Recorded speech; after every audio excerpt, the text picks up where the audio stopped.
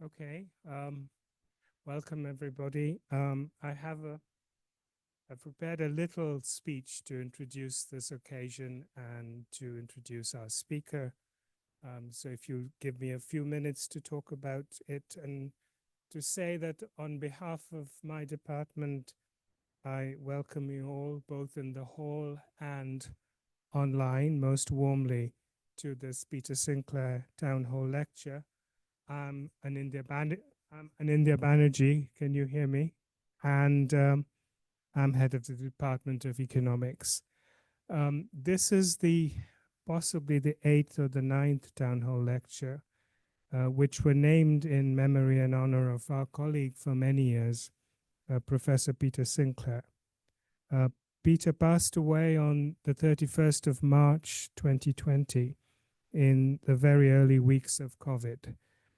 And even after 4.5 years, it is hard for me not to miss his big booming presence in our department.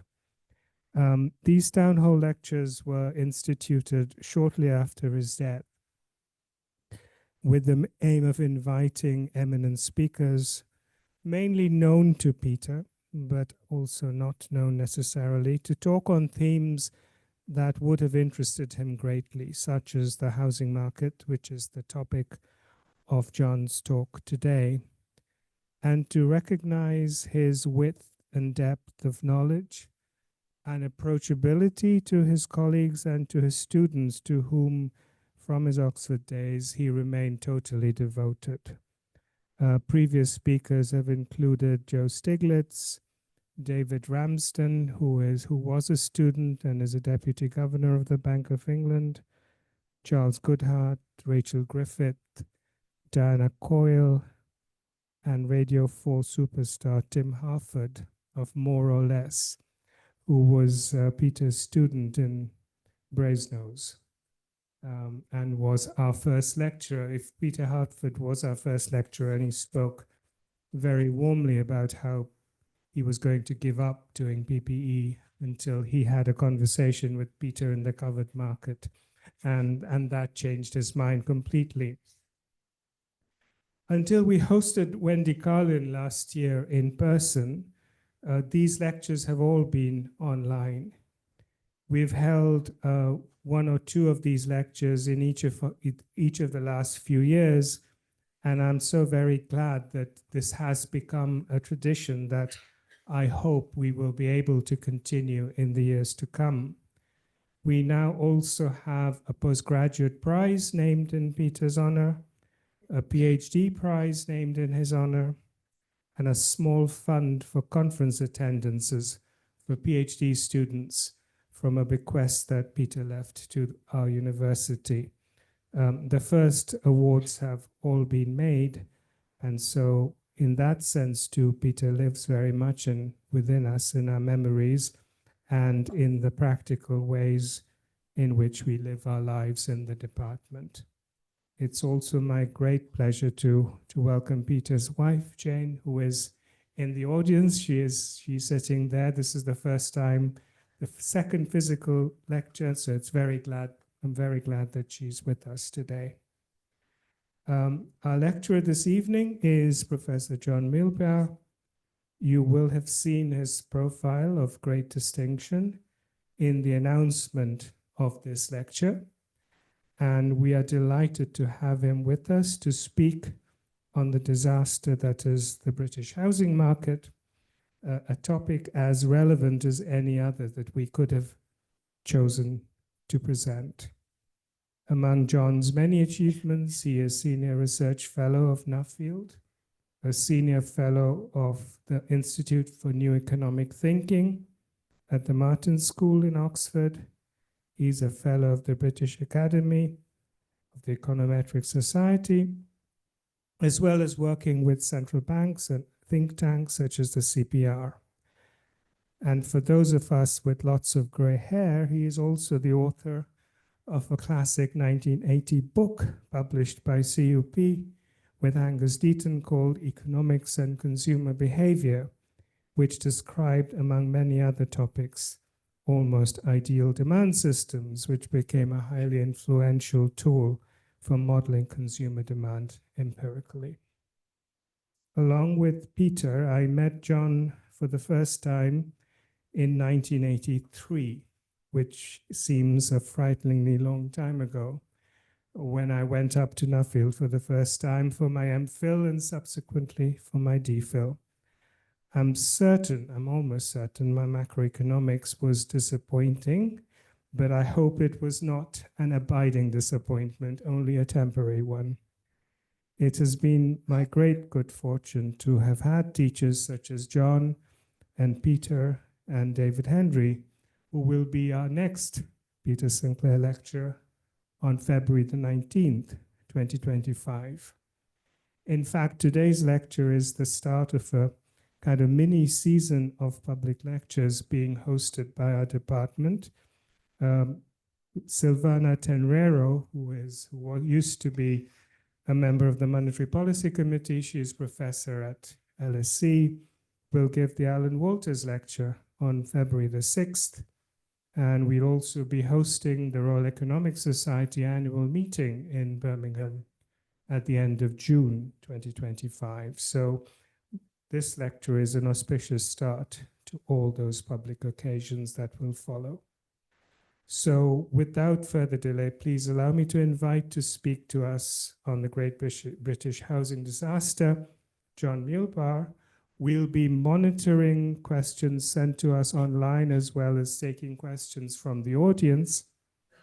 We are quite time constrained, unfortunately, but John will speak to us for about 40 minutes, and then we'll have about 15 minutes for questions. So please welcome Professor John Muellbauer.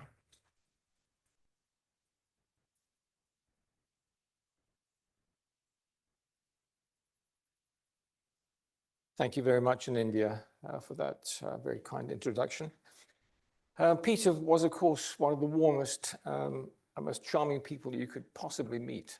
He was also a friend of ours. By ours, I mean Janine Aaron, my frequent co-author and spouse, and Peter. We actually co-authored a paper with Peter, and one of Peter's most distinguished Birmingham students, Greg Farrell, who also became a frequent co-author of ours on South Africa. He went subsequently to the South African Reserve Bank, became a senior economist there, and is now a professor at Wits. Anyway, so Greg is another connection that we have with Peter. And of course, we have colleagues at Oxford.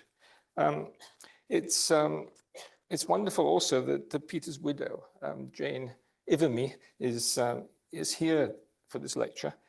She's a very respected environmental artist, and some of her work on the environment and climate actually has connections with some of the things that I want to talk about in this lecture. Well, let me begin by sketching the background, because housing and the economy are very intimately connected, and the way that land markets and housing have operated in the UK together with the financial system has left some very negative implications on the UK. So let's just reflect on the state of the UK. I'm going to talk a bit about the unfortunate consequences of credit and house price booms, and then talk about some of the potential solutions to the Great British Housing Disaster, a four-part solution: land value capture, planning reform, social house building, and reforming property tax. Now, on the first three, I see glimmers of light in the current government, which were completely absent in the previous government. So, glimmers. On the fourth, so far, there are no glimmers. So that's part of the reason why I'm actually going to devote a bit more of the talk to the fourth topic than the first three. So the state of the UK economy. Well, would you believe that we've run a balance of payments deficit every year since 1984? That has a lot to do with the inheritance of Thatcherism. It reflects a low national saving and investment rate, nearly the lowest in the OECD.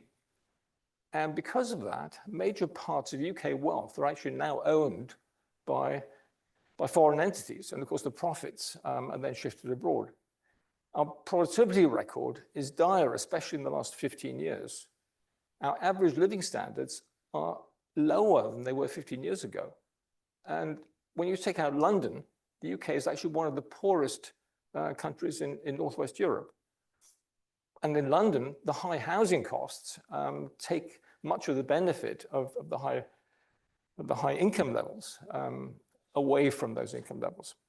Housing affordability is a huge problem, especially for the young. And we're also one of the most unequal countries in Northwest Europe, both within the distribution of income and across regions. We have the highest commuting times in Northwest Europe. We've got the worst insulated homes in Northwest Europe. And we also have one of the worst fiscal balance sheets among OECD countries. The government over the years, beginning with Thatcher, sold off much of the family silver, much of what the government owned. And as I say, the fiscal situation on a net asset position is pretty bad. Brexit has made us poorer. And of course, under fiscal austerity, 14 years of underinvestment in public services, when the government could have borrowed at almost zero real interest rates, or sometimes negative real interest rates over much of that period, have left public services in a very poor state, partly because of the capital stock of providing services in the NHS and elsewhere has been so underinvested in. So how do we handle this crisis? I think part of the problem is we need to understand the role of land, finance, and taxation in the economy. And in my view, the policies of the 1980s on financial deregulation, on land, on property tax, and on housing have left a very long shadow, and they help explain the state that we're in. But actually, part of the problem dates back to the 1961 Land Compensation Act, which gave landowners amazing property rights in terms of retrospective compensation for land that they sold if subsequently planning permission was given. Interestingly enough, there's now a spate of international studies that link these credit and house price booms that the UK has been particularly prone to with the crowding out of more productive investment. And I'll talk about some of the studies in a moment. When land prices rise, what that reflects is that the benefits of growth disproportionately accrues to landowners and to the financial sector. And part of the consequences, it diverts entrepreneurship into rent seeking and overcoming land constraints as opposed to productive investment. And then, of course, the global financial crisis, which is partly a consequence of poor financial regulation and these other phenomena of the UK structure, is closely connected with poor financial regulation and the high levels of government debt, namely the poor fiscal situation that we're in. The bailouts of the banks have added a great deal to national debt. Just to make the point that the UK is different. When you look at OECD balance sheet data, you can extract the share of land in fixed asset wealth. What that basically says is take the typical British house, what part of the value of the house is in the land as opposed to the building? And the answer in the UK is about 70%. And it's the highest among all the OECD countries for which these data have been assembled. So I said the spate of international studies that draw these links between credit and house price booms and poor productivity performance. Here are some of them. The Muller and Werner study is a very impressive piece of work. They look at, it's a panel study of 116 countries since 1940.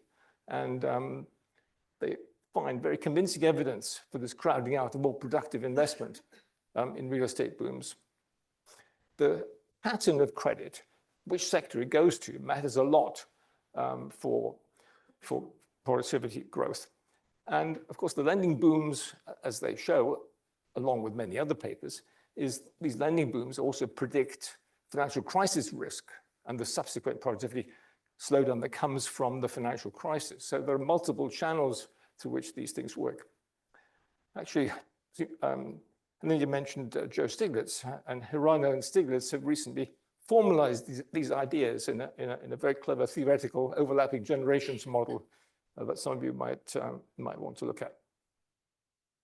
There's also evidence for US firms, so quite different type of evidence within the US that rising real estate values relax collateral constraints on firms owning real estate, and that shifts the structure of investment towards those firms and away from more productive firms.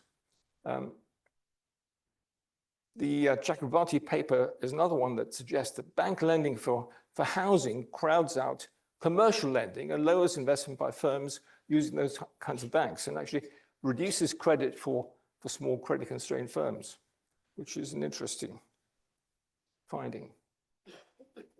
There's a similar study for China, for Europe, a panel study for European countries, where showing that countries like Ireland, the UK, France, and Spain are ones where real estate boom started early, where the productivity growth down has been more severe.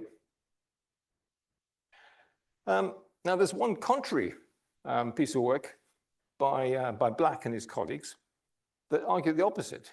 They say that rising house prices encourage business formation because rising housing collateral allows small businesses to borrow from the bank and invest.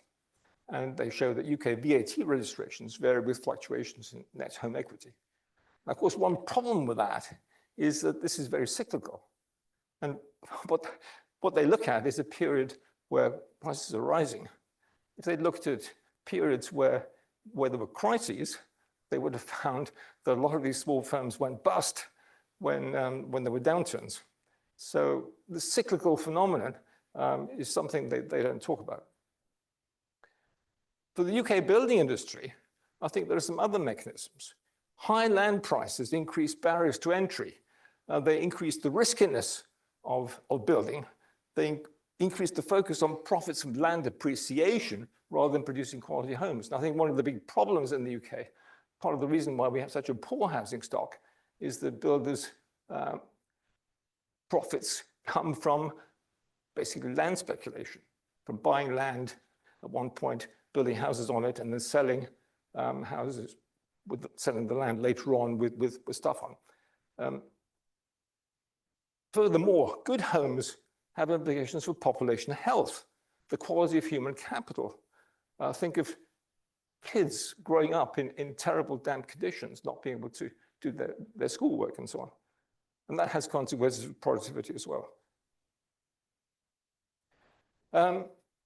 So part of the UK problem is that the council house building, the social building, collapsed after Mrs. Thatcher. This shows that after the early 80s, what had been about 40% or so, or sometimes even more, of total new builds fell to almost nothing. The major reduction in total house building since the early 80s is due to the collapse of social housing. And then right to buy sales, the purple line here shows new builds collapsing, and the blue line shows the big increase in right to buy sales, where council tenants were given 50% discounts in order to acquire the homes.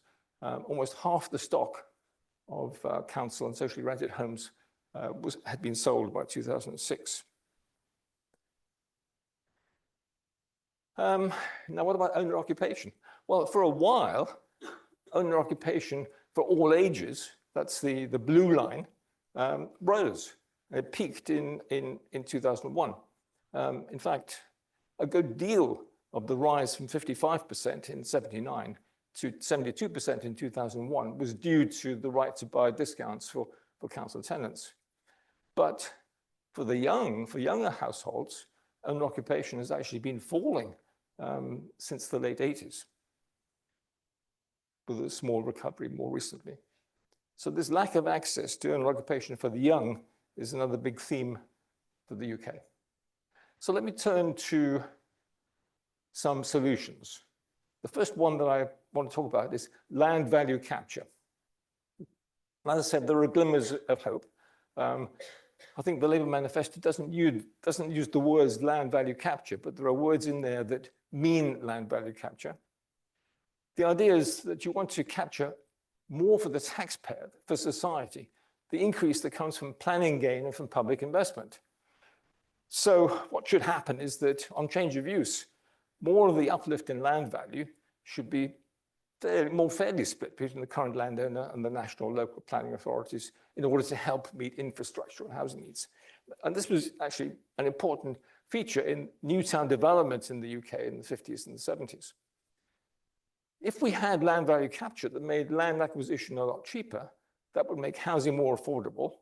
And some of the revenue from cheaper land acquired by local authorities can be generated by selling off some of the land to developers at higher prices. And so the profit can be used to subsidize social housing and also infrastructure. So to enable land value capture, the reform of the 61 Land Compensation Act is a first step.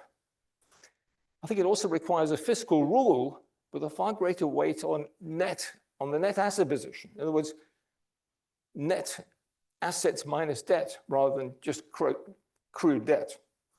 And there have been a lot of stories in the papers in the last few weeks that Rachel Reeves is thinking hard about shifting possibly towards that. So we'll see whether in the budget that's coming, whether that is going to be a big feature of the budget. But potentially, it could be very helpful because then if the government buys agricultural land at lower prices, that adds on the asset side of the balance sheet, even though the debt increases at the same time. So it's a win-win situation if you focus on the net asset position as opposed to just the debt. My colleague at Nuffield, Ben Ansell, political scientist and Reith lecturer, has made a big study of NIMBYism, and he finds that the main cause of NIMBYism is homeowners' concern that the infrastructure, the doctors, the schools, the hospitals won't be built when new houses are built. So if you can solve the infrastructure funding problem, you get the politics of NIMBYism much less problematic. So the second one that very much features in the Labour manifesto is planning reform. I think that the manifesto doesn't go anywhere near far enough. And from what I can tell of current plans, they're thinking of a fairly timid relaxation. I think actually we need to go much further. We need to shift from the interventionist planning regime that we have in the UK to zoning, which is much more widely used in non-Anglo-Saxon countries. Interesting enough, Australia, New Zealand, Canada, the UK have somewhat similar planning systems, and they all have a problem here where planning impedes a well-functioning economy. Watling and Breach, I think, go too far in blaming the current housing affordability crisis entirely on planning. I don't think it's all planning, but it's an important part. And zoning means, well, you'd have to have, you classify non-zoned, non-developed land into zoned areas depending on local population growth, affordability, vacancy rates, and so on. A flexible zoning system, some mixed-use neighborhoods. You guarantee plan permission proposals that comply with the zone-based local plan and with tight building regulations. So the quality of what's built needs to be very tightly controlled, but one needs to be quite free to let builders get on with what they'd like to do. Merging transport and housing plans is really important, integrating infrastructure and housing. Public consultations can be much better handled than they have been. Paul Cheshire is one of those who works in this area who's strongly proposed the zoning of land, even in greenbelt areas, near train stations. Within 800 meters of a train station, you allow building in clusters around that. We need, of course, some flexibility, some opt-outs, conservation areas, listed buildings, national parks, and so on. So I think that's a really important area, and the Labour government is thinking hard about it. I think they need to go quite a lot further. On social housing, on council housing, there are also some positive signals, but once again, it looks like the funding constraints could be so severe that there isn't going to be as much action as many of us would like to see on this. So how might this work? How might the combination of land value capture and building more social housing work? Well, let's say a public sector agency, Homes England is one, offers to buy land without planning permission in auctions. Given some tax reforms I'm going to talk about, landowners will have an incentive to offer land at prices somewhere above pre-permission prices, but substantially below with permission prices.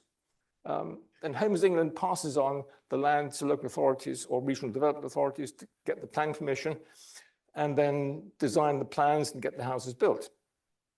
Part of the land could be sold to developers for private building, but much of it, half of it, let's say, could be retained for social building. Profit on the sales used to fund council houses and infrastructure. And of course, the right to buy discount, the 50% discount, should be scrapped. Maybe 10% would be a more sensible thing. So finally, I can talk about the fourth of my big themes. I said this is going to be a larger part of the talk than you might have expected, but it's the one where I see no glimmers of light. The OECD has done some really fantastic work in this area, and I'm hugely impressed with the way they approach these things, because of course they've got 38 OECD countries, cross-country data. They're able to make comparisons, learn from good practice in one country and draw general lessons. If well-designed, recurrent property taxes linked to market value, they could broaden the tax base, raise more revenue, shift investment incentives from rent-seeking to productivity enhancing. They could reverse widening inequality, reduce inequality and social exclusion, reduce intergenerational inequality, a huge issue in this country, improve land value capture, allocate the existing housing stock more efficiently, and that would improve another way of improving housing affordability. It could be used to reduce transactions taxes like stamp duty, and that would improve labor market flexibility, also very good for the economy, stabilize the macroeconomy because of the financial stability implications of market-linked property taxes, improve the adaptability of the economy to structural shifts because there are huge changes going on. Climate change, AI, and so on. Big international tensions with economic implications. With these structural changes, you need to have an economy that can adapt quickly to what's going on. If it doesn't, you're in a sclerotic nightmare. And then, of course, the green aspect, greenhouse emissions, is really important. So let me just say something about stability. So macroeconomic stability. Why do these kinds of property taxes linked to recent market value help stability? Well, because they reduce the incentives for speculation, based on our expectations of high returns. So if investors see prices going up, they forecast prices will carry on going up, because that tends to be a big tendency in property markets. But if they know that the tax that they have to pay will be linked to those higher values, that of course gives them less cash and makes them less inclined to risk their money in that kind of investment. So this makes real estate prices less volatile, reduces the risk of overvaluation and price collapses. And then there are regional implications as well. Most obviously, a fair market value kind of tax dampens regional inequality, because if you shift taxation from regions with less expensive land to more expensive, that helps the poorer regions. And there's also a dynamic in this whole process. One of the things that we worked on for quite a long time, Gavin Cameron, Anthony Murphy, and myself, was that the dynamics of regional migration, and housing is quite strongly connected with that. Because people tend to extrapolate recent gains into further gains in the future, that keeps up migration to hotspots where house prices have been rising, like London. Think of London. House prices in London go up. It's become very expensive. Now, being very expensive should be a deterrent to moving to London. But if you expect appreciation to continue, the capital gain attracts you. And so migration to London can continue even when London is becoming quite expensive. So having an annual property tax dampens that kind of speculation and dampens these swings in regional migration, regional prosperity.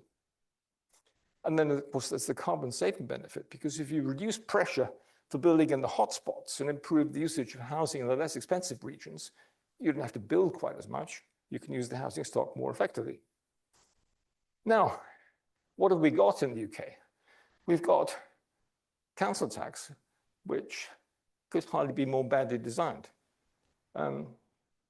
First of all, it's individually regressive. The history is that council tax came in because of Mrs. Thatcher's poll tax disaster. The poll tax, you remember, was where everybody had to pay exactly the same local council tax, irrespective of whether you were a dustman or a millionaire. No wonder she lost, was ejected from being in the government. Council tax is based on 1991 revaluation bans, and these bans make it very clear that if you're in the lowest band, the lowest price band, you pay by far the higher tax rate compared to being in an expensive property. So fantastic difference. The most regressive, individually regressive tax, property tax in the world, actually. And it's regionally regressive as well. So not only is it true at an individual basis, but comparing regions, the poorest regions actually pay, on the average, higher tax rates as a fraction of value than the richer regions. And both together, I mean, here's an example of both together in operation. This mansion in Westminster, council tax burden is 0.06%. And this home in Barrow-in-Furness on the right pays a council tax of 0.8%. So that's an example both of the regional regressivity and the individual regressivity. Right, so what are the general arguments in favor of property taxation? Well, the OECD argues that many countries are underutilizing recurrent property taxes and have substantial scope for increasing because, of course, they have low cost of collection, and the potential amount of revenue raised is very substantial. The benefits for the UK are, I've already kind of explained why they could be very considerable, and in particular for the devolved regions, because the devolved regions have lower average incomes than England, which limits the scope for raising taxes in those places. So you want taxes not so much on economic activity, but on property values, which don't reflect current investment and consumption in the same way. We also have very concentrated land ownership, nowhere more so than in Scotland. England also has very highly concentrated land ownership, and of course much of it is in is in foreign ownership. So there's certainly scope there for raising tax revenue through these kinds of taxes. And not all properties, not all land is registered at the land registry. So part of what needs to be done is to have to complete that registration. In my view, taxing high-value agricultural land and vacant land should be a very important part of broadening the tax base. I think we need to have some fairly general principles for taxation. And at the moment, UK agriculture and forest land has quite a few tax advantages, distortionary tax privileges. So a broad-based property tax would tax the more valuable parts of that land. Now, you know, it's currently particularly relevant because in the low interest rates that we've had for the last 20 years, there have been very large portfolio flows from international investors searching for yield that have driven up prices. That's increased barriers to entry into farming, contributed to the exit of family farms, and made farming more risky for those who don't have a lot of capital behind them. And in terms of implications for households, as towns and cities have expanded, the rise in prices of nearby agricultural land has actually made it less affordable to build near cities, to acquire land to solve the housing problem. So there's actually a connection between tax privileges for agricultural land and implications for housing that you might not have thought of. The Lyons Housing Review, which the previous Labour opposition commissioned in 2015, actually recommended that all options on land should be recorded at the land registry, because a lot of farmland is under option from developers, where the developers say, if you get planning permission, I will buy it at X price. Of course, with these kinds of rules, much of the rural land would be tax exempt because it's below the threshold. And of course, national parks and so on are important. So broadening the tax in this way would have the other advantage of making land value capture a bit easier. Because if a farmer, let's say near Oxford, sitting on some nice fields that could be used for housing, if he has to pay, let's say 0.3% or something of value per annum on that land, he's much more likely to want to make it available in a land auction where Homes England is acquiring land at pre-permission prices in order eventually to build housing. So it's part of the incentive mechanism that would make land value capture work better. So these things hang together. Let me turn to land value tax. Economists have regarded land value tax as the most efficient type of tax for many, many years. The OECD makes the point that, of course, the supply of land is very inelastic. Taxes on unimproved value of land are efficient, as opposed to taxes on improvements, which are a deterrent to improvement. There's a very big literature on this. And amazingly enough, Winston Churchill, in a 1909 speech, made one of the most beautiful and well-expressed arguments ever for land value taxation. Land value taxation captures much more precisely than the property taxation in general, stemming from infrastructure investment, improvements in quality of the environment, and so on.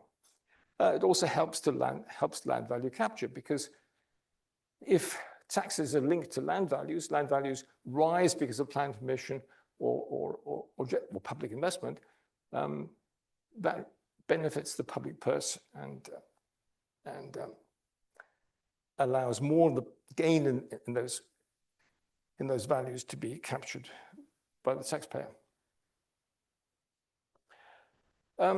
Separate valuation of land and structures is, of course, an important part of actually operationalizing a land value tax, because you need to have a tax on the land, and therefore you need to know what the value of the land is. Now, of course, there are many transactions for homes, which include parts of land the home sits on and the building, but many fewer transactions for the underlying land. But there are now very clever techniques.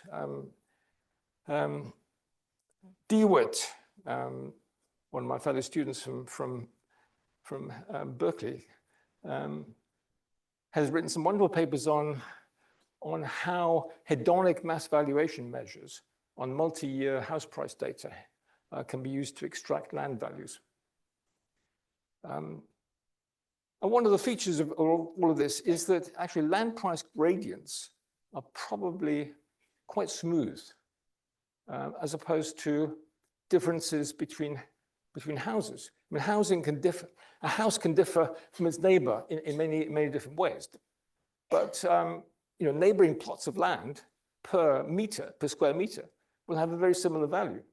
So in some ways, it should be actually easier to estimate land values than property values in general.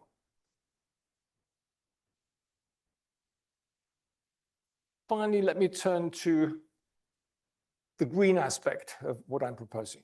I think what we need to have is a tax that combines green features with all these efficiency features that I've talked about in terms of what land value tax can do. I think most of us in this room know what the climate scientists have been saying about the catastrophic tipping points that are coming. The nonlinear feedback loops in the global climate system, I'll show you a picture in a moment. We've called this the global climate accelerator, because it has parallels with the financial accelerator that operated in the great financial crisis. In the global climate accelerator, the accumulation of greenhouse gases raises global temperatures, but those higher temperatures in turn lead to the release of more carbon and even higher temperatures. And that has parallels with some of the accelerator mechanisms that operated in the global financial crisis. So just to show you a picture of some of these tipping points, some of these accelerator mechanisms. I mean, for example, there's the Amazon rainforest. The Amazon rainforest is a fantastic absorber, has been a fantastic absorber of global carbon emissions. But it's now become so dry, wildfires have created such havoc that it's now in danger of actually emitting more carbon than it's absorbing. So when that happens, the whole global climate system shifts. It becomes much more dangerous. Think of the ice sheet in the Arctic. Think of the permafrost. Huge amounts of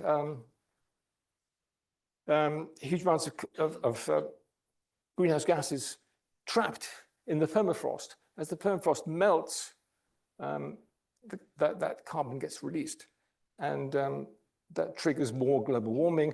And the global warming, you see how these accelerated mechanisms operate. So it's a very dangerous situation, and buildings are closely connected with all of this, because buildings, housing, and other buildings have a major impact on carbon emissions.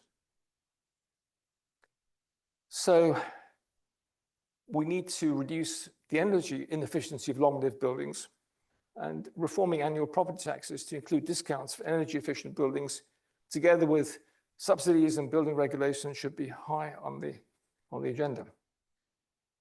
And of course, the sooner we do that, the better it'll be, because alternative energy becomes cheaper faster if we accelerate the whole transition. Now, the distribution implications of this are quite serious. Green policies tend to weigh most heavily on the poor. That worsens housing affordability and fuel poverty. So we need a tax system that is progressive and green at the same time. And what I'm arguing for is a green land value tax, which is a split rate property tax, where there's a charge on the land, a tax on the land, a charge on the building, minus a discount depending upon the carbon emissions of the building. So the maximum discount would be for an energy neutral building and the garden. And a critical aspect of this is deferral, because tax deferral seems to be absolutely crucial part of eliminating or reducing public resistance to property taxes. And deferral, I think, is so important. To protect cash poor but property rich households, every household, initially I think every retired household, you would trial this out to see what actually happens in the dynamics of it. Every retired household would have the right to defer the tax. The tax authority then registers a proportionate interest at the land registry equal to the unpaid tax for each year deferred. So, for example, suppose the tax were 0.5%. That would mean that 0.5% of that property would be deemed to be owned by the public authority. So after 10 years, 5% of the property would be registered at the land registry to the public authority. And then when the property was sold, that unpaid tax would be paid. It's a very simple idea. It's an equity deferral scheme. And it gets around the difficulties with existing deferral schemes, which actually have very low take-up rates. So a lot of literature on this. Eligibility restrictions, ignorance, complexity, the concern about high interest rates of the mounting debt that if you defer, that's a problem. So this proportional equity deferral scheme is very easy to understand. And it has pretty good long-run properties. Also has useful stabilization properties, because in periods when house prices are expected to increase, the incentive to pay cash increases.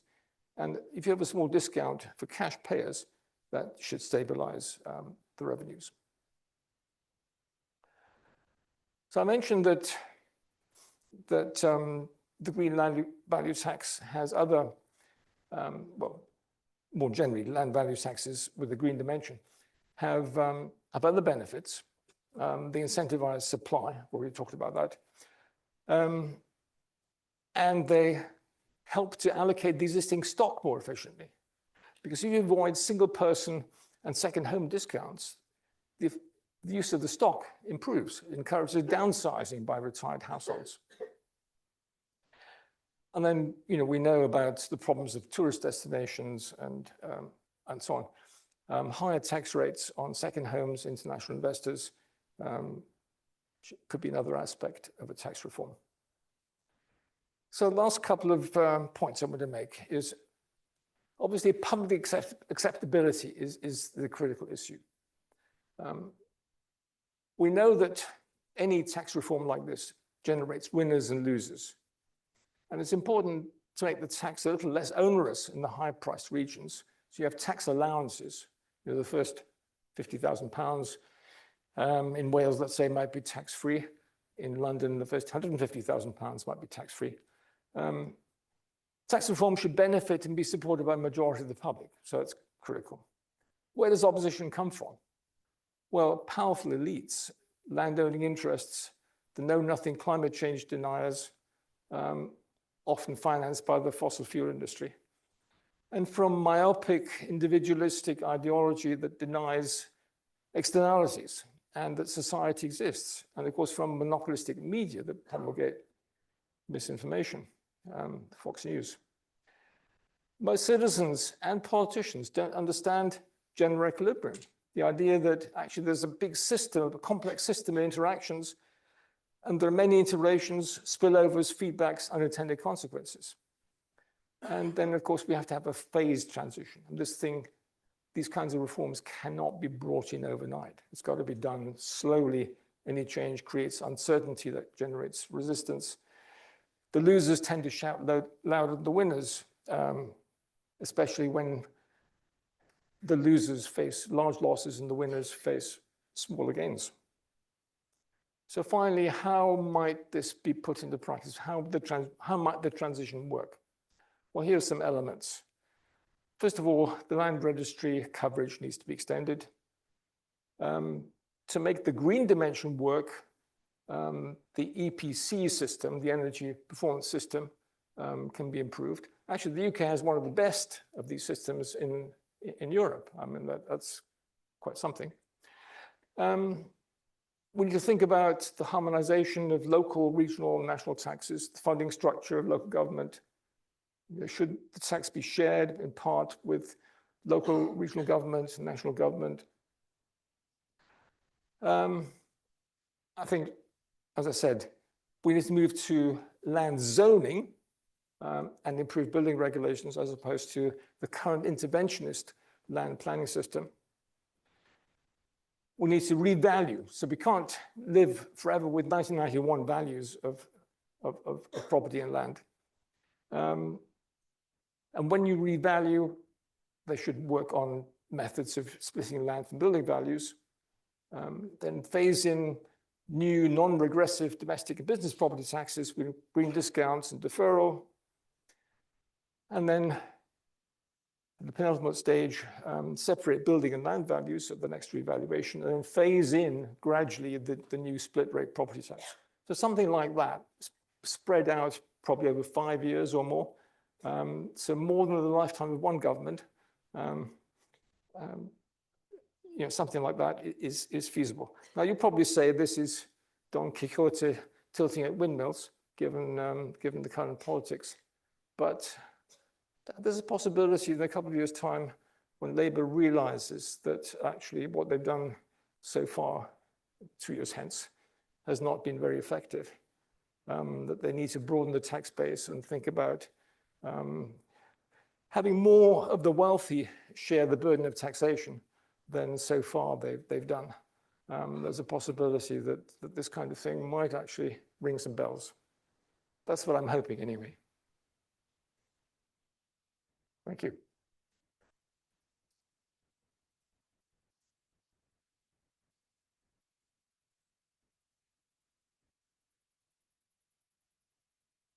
Okay, I'll bring the mic over. Just first, John, so we take 2 from the floor and 2 from one term. Is that, do you want to go first? Okay. Well, John, thank you very much for a splendid lecture. I would have thought Peter would be very pleased, very proud. I'm one of Peter's first undergraduate students, as well as having been a colleague of his for a very long time. I must say, I've also worked in this area, as you know, and I can't think of anything I disagree with you. I really support these policies very strongly. But what really frustrates me, I'm sure it frustrates you, is the political difficulty, the sheer political difficulty of getting these policies even to be considered. They weren't mentioned in any of the major parties' manifestos. I'm just wondering what reasons lie behind this. One quip I heard some time ago was somebody said, well, if we can introduce the poll tax, we can do anything, suggesting that, we can do anything. But I think it may have had the reverse effect. Politicians have looked at what a fiasco the poll tax was, and they don't want to touch property tax reform at all for, fear of the consequences. So I'm, in a sense, despairing. But this should be the time at which a party which has a large secure majority, has a long time to go before the next election, can be thinking of changes which will be beneficial in the longer term, but which may have some initial political costs. So I thought this would be the time we should be really pushing for, property tax reform. So I'm wondering what should I do if I want to bring about reforms of this kind? Who do I write to? Who do I contact? So if you have any insights on this, I'd be very pleased to know. Well, Rachel Reeves, clearly. Shall I make a comment? Yeah, I was very disappointed that Labour chose to go after winter fuel payments for poor pensioners. If you're going to be unpopular in the first 100 days of government, why not choose something that really matters and that shows your credentials as a government that is interested in sustainability, in protecting the poor, in improving social welfare?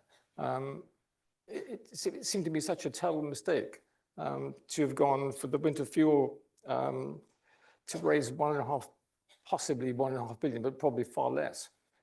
Anyway, there's a long history there. One of my biggest disappointments when Tony Blair was elected in 1987 was Labour had this fantastic opportunity because, the council tax hadn't been around for that long. It hadn't been embedded. It only came in 1993. You would have thought they had a fantastic opportunity, and instead they embraced it, and they were even more NIMBYistic than the preceding government. I mean, New Labour, as was, has a terrible record on this. And when Keir Starmer said he saw his project as New Labour on steroids, I'm sorry to say that my heart sank. I want to squeeze in 2 cheeky questions. The first one is, I'm trying to find a kind word. Is it intriguing to be considering the legacy of the taxation and housing policy of the 1980s in the Alan Walters lecture theatre, considering his contribution to economics? And the other question is not cheeky at all. It's if one were to have a house building program similar to the Homes for Heroes, a massive house building program in the UK, which faction would be most resistant to it, and why would they be wrong? But what angle would they try and take? Well, the biggest problem with having a massive house building problem at the moment is the very high cost of land. As I say, we've got more expensive land values compared to other countries per ability to pay. And with such high cost of land, if you have to rely on paying commercial prices for land, the cost of the exchequer of a huge social housing building would be enormous. So you have to have clever ways of extracting land value and actually bringing land values, real land values down in the long run. In answer to your first question, I think it's only natural that we should have this in the Alan Walters building. It sounds very apt. There's one question. So in true economics fashion, it's more of a comment than a question. But they begin by saying it's very inspiring, and I think we can agree here in the room. But the question online by Sule Akuyunlu says that your talk suggests that good government policy, such as incentives to increase private investment, increase productivity, and to increase public investment for housing and human capital, and at the same time adjusting taxes to reduce inequality and poverty, is a win-win situation.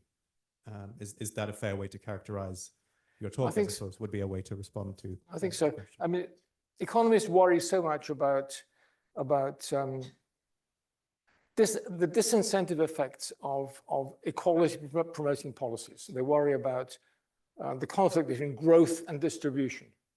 And here is a set of policies which actually promote both. It's completely win-win. You get huge efficiency gains, and you get improved equality at the same time. It's very rare in economics that we have a set of policies that achieve that synergy between equality and growth. Just on that, would you not worry that these taxes capitalise into rents, and therefore, if they're charged on owners but capitalise into rents, then ultimately they fall on the poorest? Yes. Well, if in the long run land values were to come down, real land values were to come down, if housing becomes more affordable, then the poorest will benefit. The people who pay the tax are the landowners. And tax shifting will tell you that because land is an inelastic supply, it's the landowners who in the end are going to have to pay most of the burden share most of the burden of the tax.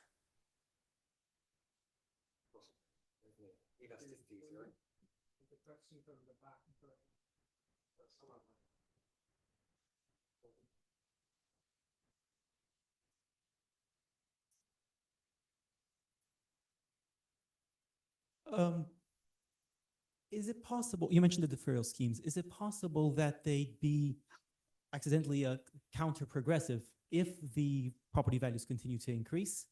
And the people who have the most incentive to accept the deferral schemes would be middle-class owners.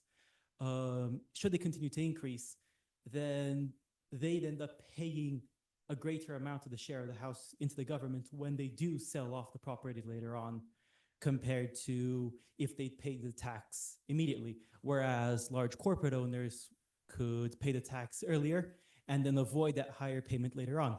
Or conversely, should the property values be decreasing instead, wouldn't that lead to loss of revenue for the government, being that when the house is sold, if the value is decreased, they now receive a smaller amount? Yes, I mean, the general point you're raising is a very important point. If you think about revenue raising, and compare, let's say, a deferral scheme that is linked to debt and a deferral scheme that's equity based in this way. If deferral were working through debt, and of course the take-up then would be far lower, but if it were working, then the tax authority would benefit from the cumulative interest that's paid on that debt. In my scheme, there is no cumulative interest that's paid.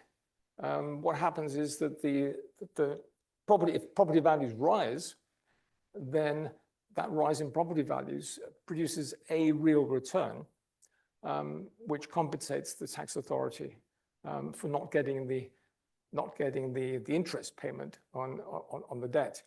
Now, historically, in most OECD countries, actually, the increase in property values has exceeded the real rate of return on government bonds. That may not be true in the future. And part of the reason why I'm suggesting a small discount for cash payers is to avoid the possibility that those people who defer on the equity deferral scheme might end up benefiting a great deal in the long run compared to people who pay cash. You don't want that. One other question. So as the gentleman down there said, in the short term, it could lead to increases in rent. Couldn't then rent controls not be applied, similar to the ones that were applied in Germany, which didn't have disastrous effects, at least in the short term, to keep rent from hitting the poorest households harder?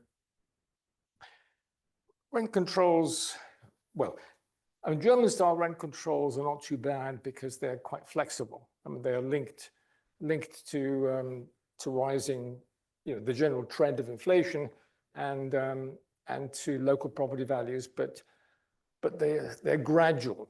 So landlords can't suddenly raise rents rapidly. So German-style rent controls are not too bad, but otherwise, historical rent controls have been very bad because they prevent investment in rented accommodation. The euthanasia of the landlord in high inflation countries with rent controls historically in Europe has been a serious problem. That's it for me.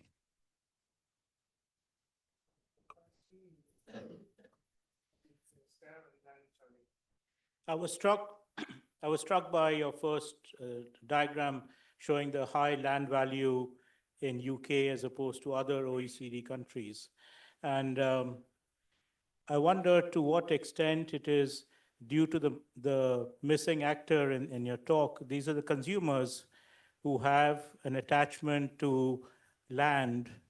I recall reading Orwell's Road to Wigan Pier, where he talks about resettlement of people in the slums of Liverpool. And he said the rational thing would be that everyone has an apartment built in central Liverpool. but no one wants to live in an apartment. So they're shifted to council estates, peak and all, which had problems. So a lot of these problems, I wonder, which governments are unwilling to tackle, has to do with the fact that consumers, households, individuals are unwilling to live in apartments.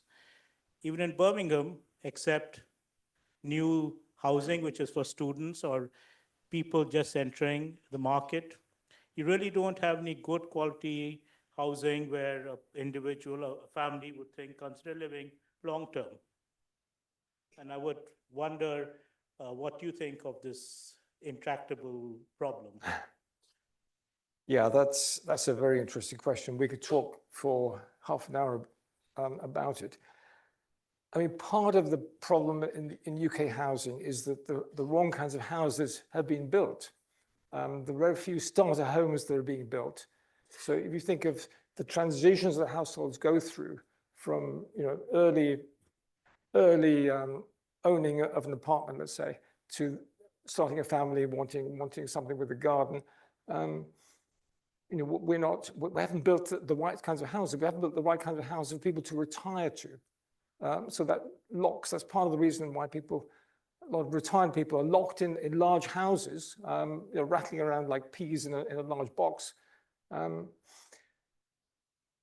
Stamp duty, of course, is an aspect of this, because stamp duty prevents that reallocation of housing. But preferences are shaped to a degree by history. And of course, the capital appreciation, the huge capital appreciation that we've had in UK housing has shaped consumer preferences towards owner occupation. That is part of the history.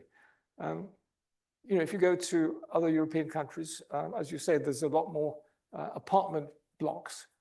They can be very nice. They can be high quality, 5-story apartment blocks with communal gardens. That can work very well. Vienna is a city where there's a lot of cooperative housing, a lot of social housing. It's very friendly. People love living there. It doesn't require owner occupation to achieve a friendly housing system. You preempted a little bit the point I was going to make. I just looked on Google, and at the last census, ONS tells us there were 26 million unused bedrooms in the country. And if you allow every household to have one spare bedroom, there's still 16 million. So the contention that we don't have enough housing, we have enough housing, we have the wrong people in the wrong properties. And you've got to talk about stamp duty. I mean, the younger in the audience might not realize if you're in a city or in the southeast of England, even if you make a horizontal move from, say, a 4-bedroom house to an £800,000 house, which isn't unusual in many towns in the southeast, there's 4 bedrooms, and you want to move to a flat the same price of 2 bedrooms, the stamp duty is almost £60,000 on that. So it's really, a lot of people, to use your language, are locked in. And I think, we had the much hated bedroom tax, but, the bedroom tax was a move towards trying to use a stick to get, predominantly older people. I live with my wife in a 5-bedroom house. My parents live in a 5-bedroom house. I don't think that's unusual. But it's a £50,000 or £60,000 tax to move to a 2 or 3 bedroom property, which would be more appropriate. That's absolutely right. I agree with that entirely. So we should begin to wrap up. One question on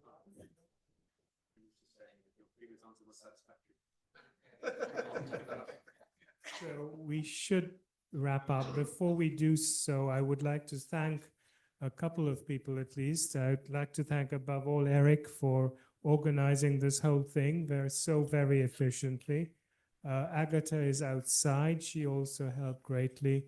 And Joe Hale is outside, who helped with the electronics, which have gone without a glitch. And thank you all for coming. So thank you very much. There's a small reception outside, so please go and help yourselves to some drinks or something. And thank you all for coming. Thank you.